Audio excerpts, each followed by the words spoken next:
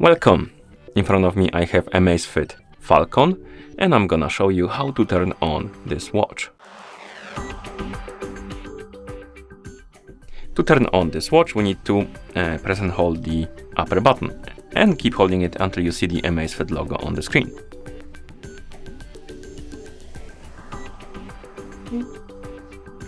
Once you see the Amazfit logo on the screen, you can release the button and wait until the watch is done booting up.